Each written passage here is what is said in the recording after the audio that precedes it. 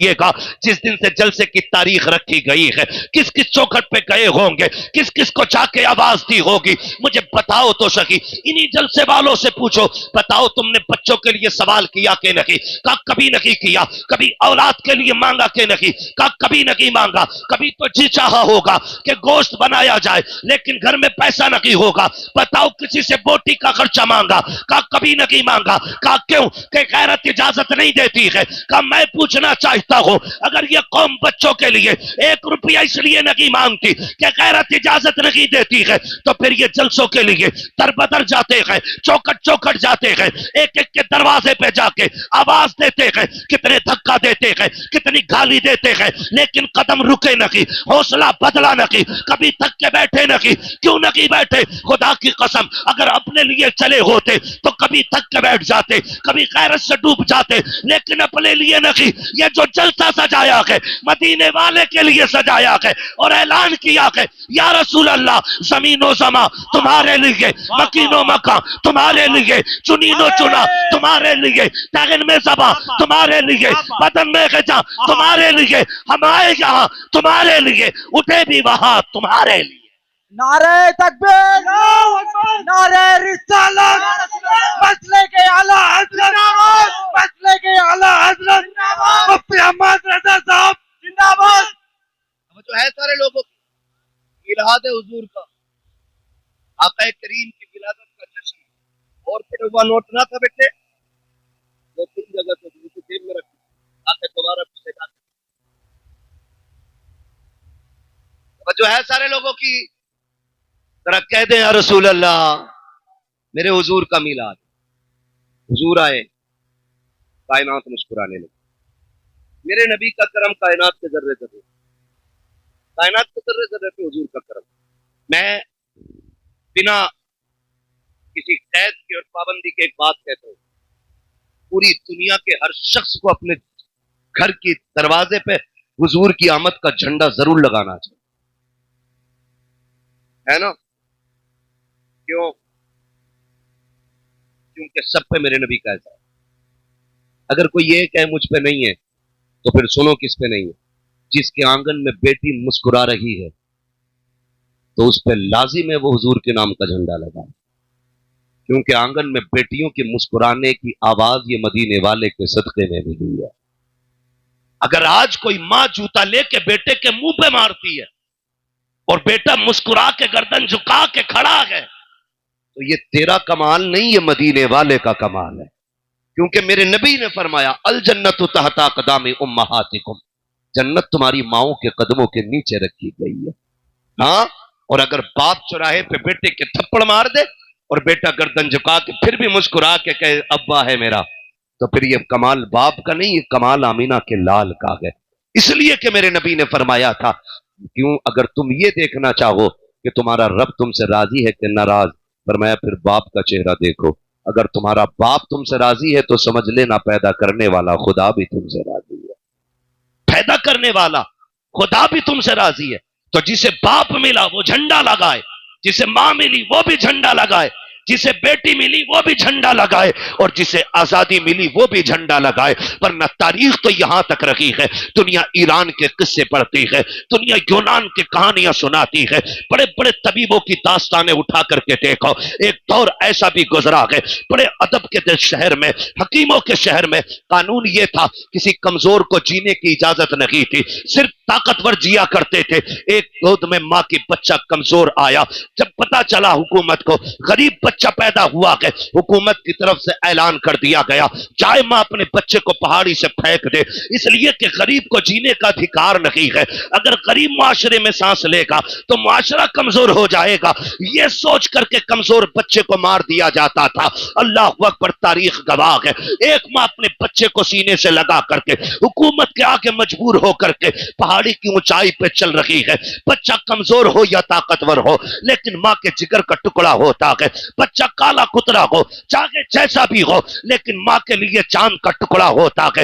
اس ماں نے اپنے شہزادے کو سینے سے لگایا، پہاڑ کی بلندی پہ لے کے چل رہی ہے، کبھی لال کا چہرہ دیکھتی ہے، کبھی تڑپ جاتی ہے، کبھی رو کے بیٹے کو دیکھتی ہے، کبھی پہاڑ کی بلندی دیکھتی ہے، پہنچی ہے پہاڑ کی اونچائی پہ، تھک کے دیکھتی ہے نیچے کی طرف، जब जमीन देखी तो लाल को लिया, देख के कहती है परवरदिगार मेरा बच्चा इतना कमजोर है, पहाड़ की ऊंचाई इतनी है, या अल्लाह ये फेंका गया तो इसकी हड्डियां कितनी जगह से टूटेंगी। ये सोच के वो रोई है। उसने एक आह भरी थी, खुदा की कसम उसी आह का जवाब बन करके मक्के में अब्दुल्लाह के घर में मेरे नबी ने आके बताया था, ओ लोगों दिल तोड़ा न करना, यहां सिर्फ ताकतवर को नहीं बल्कि जमीन पे कमजोरों को भी उतना ही जीने का हक है जितना किसी ताकतवर को जीने का हक दिया जाए। नारे तकबीर, नारे रिसालत, जश्न ईद मीलादुन नबी, मसलके आला हजरत,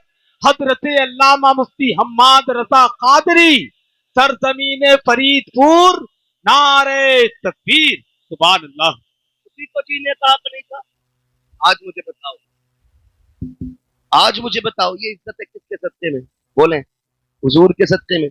मेरे आका ने आते ही सबसे पहला मक्के शरीफ में इंसानियत का वो सबक पढ़ाया कि जिसकी मिसाल नजर नहीं आती।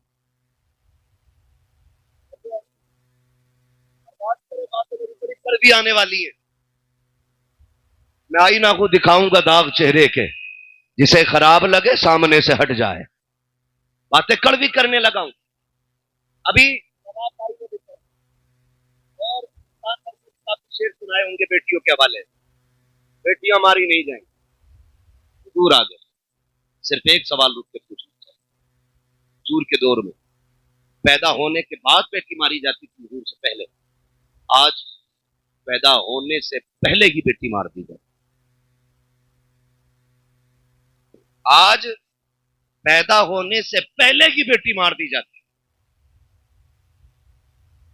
पहले लोग दामाद बनाना पसंद नहीं करते थे, आज बहू बना के बेटी मार दी जाती है। किस दौर में जी रहे हम? ये सबक था मेरे नबी का। डॉक्टर इकबाल ने कहा था, यूं तो सैयद भी हो, मिर्जा भी हो, अफगान भी हो, तुम सभी कुछ हो, बताओ कि मुसलमान भी हो। क्या आज बेटियां नहीं मारी जा रही? आए दिन अखबार में देखो, देश के लिए गला घोट दिया, गाड़ी के लिए आग लगा दी बेटी में। क्यों? क्या ये किसी के जिगर का टुकड़ा नहीं? आज बेटियां सामान की तरह बेची जा रही हैं। हम मुसलमान हैं। एक दिन मुसलमानों के हालात देखे मैंने। पहले तो अंग्रेजों में और मगरबी तहजीब में जो चलन था ना, लड़की लड़का एक जगह बैठ करके अंगूठी पहनाते थे। गैरत का जनाजा निकल गया हमारी।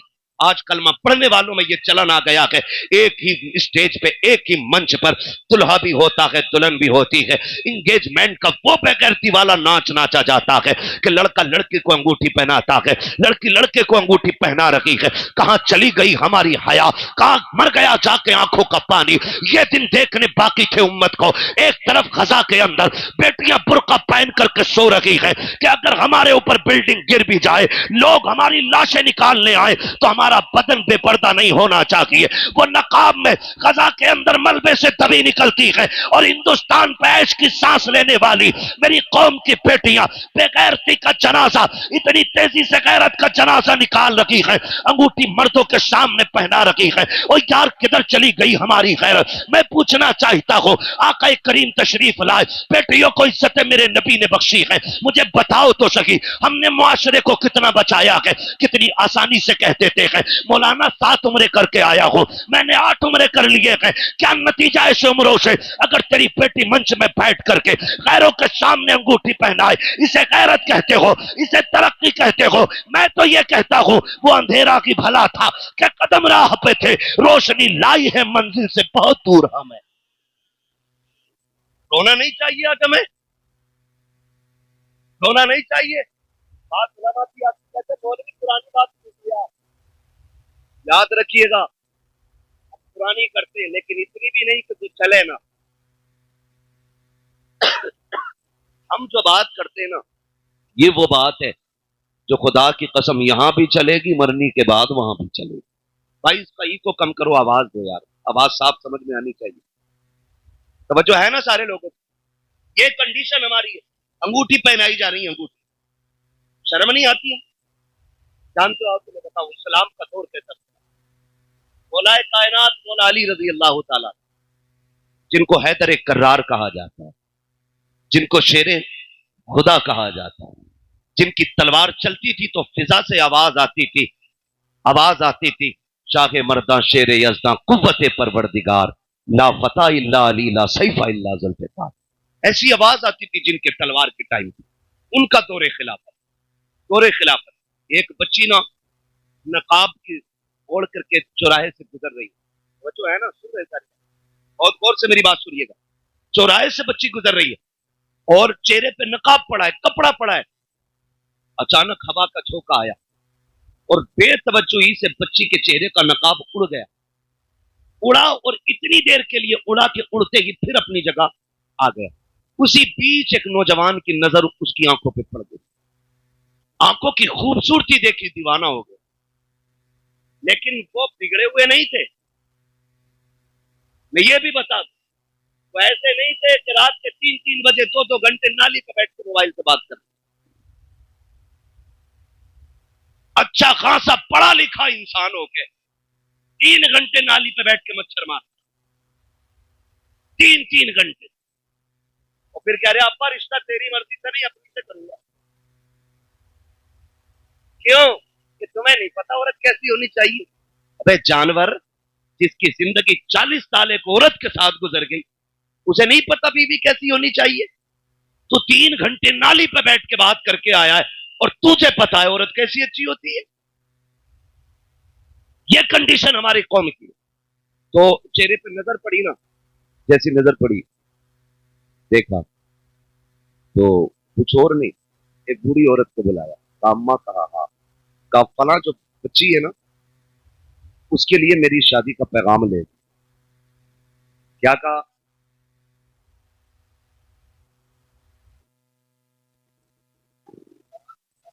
जब इतनी बात कही ना, बुढ़िया ने कहा क्यों? अम्मा बात यह है कि वो रास्ते से गुजर रही थी, मेरी नजर उसकी नजरों पे पड़ गई और मैं उसकी आंखों पे फिदा हो गया, मुझे उससे निकाह करना है। जब वो बूढ़ी पैगाम लेके आई ना और बच्ची से कहा बेटी एक नौजवान है, वो तुम्हारी आंखों पे फिदा हो गया है, तुमसे निकाह करना चाहता है। बच्ची ने कहा माँ, उसने मेरी आंखें कहाँ देखी? उसने कहा उसने बताया कि तुम चौराहे से गुजर के जा रही हो, तो उसकी नकाब पलटी, हवा से तुम्हारी नकाब उड़ी और उस जवान की आंखें तुम्हारी आंखों से टकराई। कहा बस वो आंखें देख के फिदा हो गया। बच्ची ने जानती क्या कहा? उसने ये नहीं कहा चलो एक फॉलोवर बढ़ गया, हाँ, उसने नहीं कहा मेरा एक चाहने वाला बढ़ गया। कहा अम्मा ठहर अभी आती। अंदर गई, चाकू लिया, तबाक लिया, दोनों आंखें निकाली, तबाक में रखी, कपड़ा डाला, कहा माँ ये लेके चली जा। बेटी इसमें क्या है? कहा इसमें मेरी आंख नहीं। कहा क्यों? कहा ये आंखें उस जवान को जाके दे जिसका दिल इन आंखों पे आ गया। इतना सुना, बच्ची के जो आंखों से खून, चेहरा लहूलुहान, बूढ़ी तड़प गई, बेटी ये क्या कर दिया? मैं तो निकाह का पैगाम लेके आई थी। उसने कहा माँ जैसी तूने बताया ना आकर के, मेरी आंखों पे उस गैर महरम की आंखों का निशाना पड़ गया था, उसने मेरी आंखें देखी हैं। मैं ये सोच के गैरत से पानी पानी हो रही थी, अगर कयामत में खातूने जन्नत ने मुझसे ये पूछ लिया कि किन आंखों से मेरे पास आई है, जिस आंखों पे एक मर्द की नजरें पड़ गई थी, अम्मा मैं क्या जवाब दूंगी? ये आंखें लेके चली जा, आंखें उसे मुबारक हो, खातूने जन्नत की मोहब्बत मुझ कनीज को मुबारक। नारे तकबीर, नारे रिसालत, जश्न ईद मीलादुन नबी, पैगामे मज़हब इस्लाम, मसलके आला हजरत, हजरत अल्लामा मुफ्ती हम्माद रजा मुरादाबादी, सरजमीन फरीदपुर। नारे तकबीर।